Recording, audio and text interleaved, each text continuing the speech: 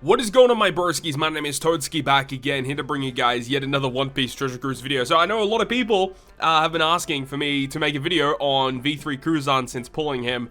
There isn't really like too much content that's like currently at the moment for me to like truly test him out. So there won't be like too many clips in this video today. There's only like 3 different clips, 2 of which are Colosseums. But either way, I definitely wanted to get some sort of video out for you guys for V3 Kuzan because he is a very interesting character, and I'll talk more about my thoughts and opinions on the character throughout the video. But before we get into that, of course, we like to always go ahead and actually talk about the character himself. So with Kuzan, he is a quick free spirit shooter, which is pretty interesting for his class combination there, free spirit and shooter. But as for his captain ability, it's going to be stating that you need only strength, dex, and quick characters on your team. So that means that if you have a Sai or you have an int character, then none of his abilities will be activated. You need to ensure that you only have red, green, and blue characters on your team. But if you do, he boosts your chain multiplier growth rate by 4 times, and then boosts your character's attack by 1.75 times, and then makes their strength, dex, quick slots count as beneficial, right? So his captain ability is another one of those chain boosting captains, very reminiscent of, V2 Mihawk, or V2 Sanji, or even going all the way back to version 1 Rayleigh, who was also like the very first chain boosting captain in the game. And these type of characters, I'm personally not the biggest fan of with the way that they're structured, because the way that they are structured, it's just that the start of your chain has essentially no damage, and then it will exponentially grow into significant damage. Saying that though, I'm still not the biggest fan of the way that these type of characters like to go about it. But saying that though, out of all of these chain boosting captains, he is the best one of them, which is quite cool because the degree of freedom that he has compared to those characters is a lot larger, right? So his captain ability, it's okay. It is usable, I would say. Now, his special ability on a 12-turn max cooldown, mine is not limit break expanded, by the way.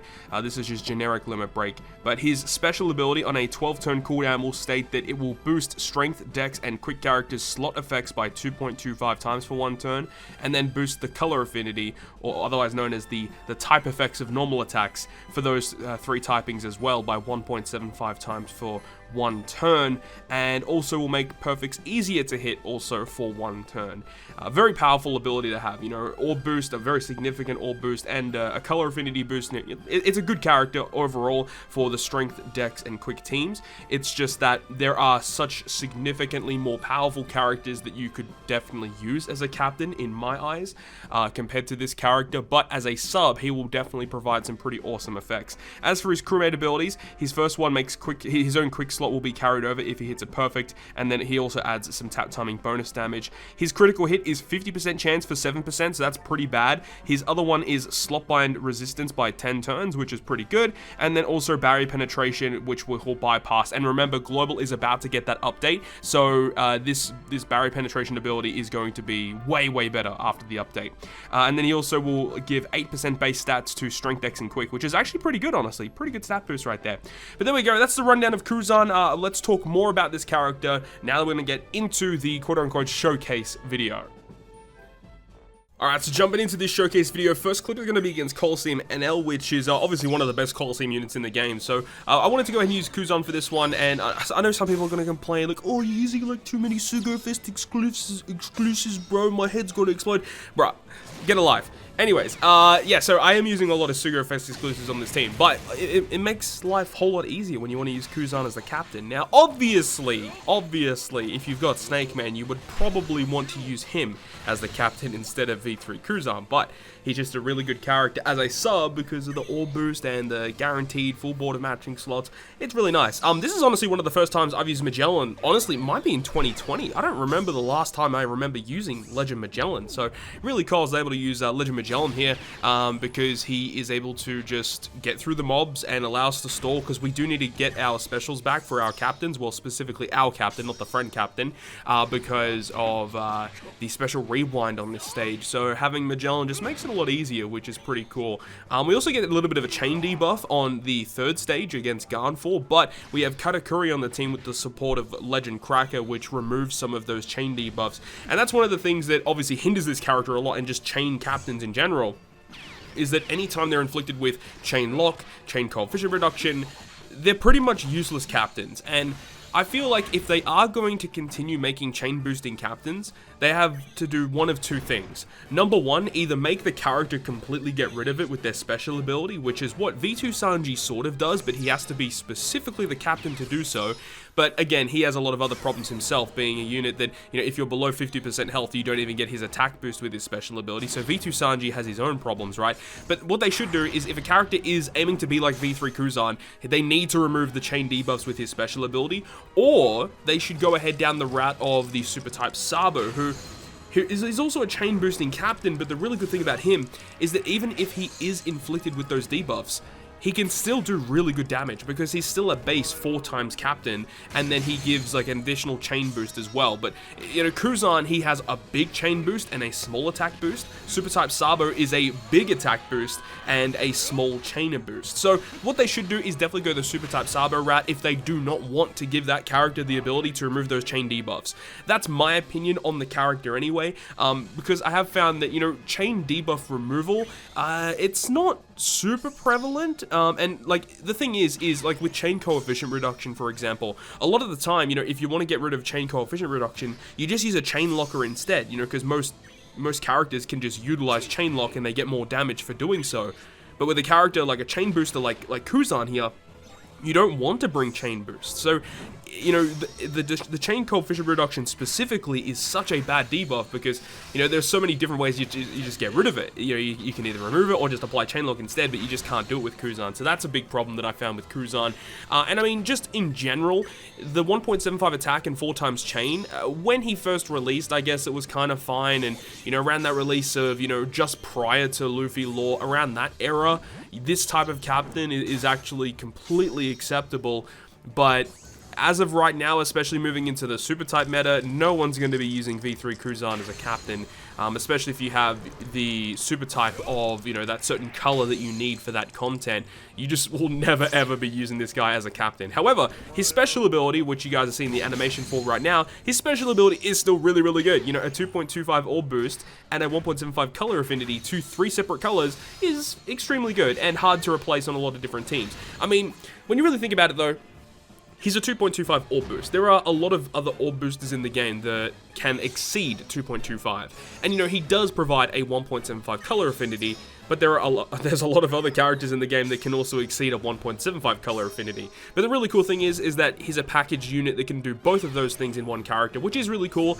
But I don't know, I feel like from what I've seen as well is that in like Kizuna Clash, where you do need those really high multipliers to exceed the 100 million, 200 million damage thresholds to continuously kill the bosses in those high levels of Kizuna Clash, a lot of people still don't even use Kuzan for that, because the problem there is that you just need those multipliers. And yeah, even though this character can do a lot of things by himself, the multipliers that he does provide are not like super high or like the highest that they can possibly be.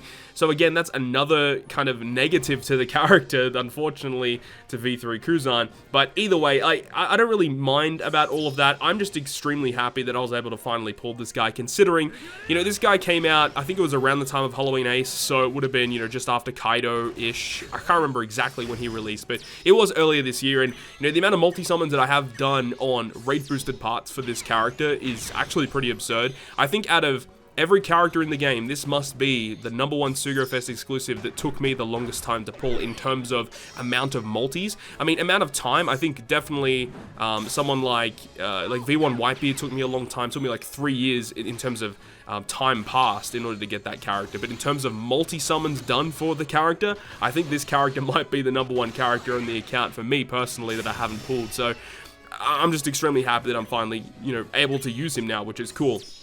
And it is interesting that they kind of did a release of V3 Sakazuki, which kind of mirrors this character in a lot of different ways, you know, both of them being Strength X Quick Captains. You got this guy, Kuzan, who makes the Strength X Quick Orbs beneficial. Then you've got Sakazuki, who makes, you know, the Psi Int Recovery Tandem beneficial. But, I mean, if you're comparing these characters together, in almost every facet, V3 Sakazuki is a better character, and I think everyone would agree to that.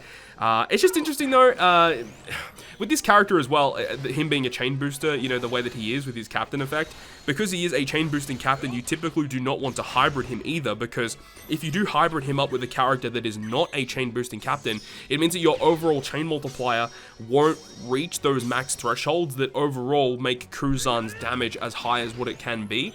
So if you run, like hypothetically, if you did run the hybrid of Sakazuki and Kuzan, which I know a lot of people say, oh, you can do it, then you get all those matching orbs. I mean, yeah, you do get matching orbs, but the damage that Kuzan will provide is nowhere near as high as it would be if you just run double Kuzan. So I don't really understand why a lot of people say that specifically. Is it just because of the matching orbs? I don't know. People need to kind of understand that, you know, running Kuzan and Sakazuki together, or just Kuzan and any other non-chain booster together, is not a really good idea.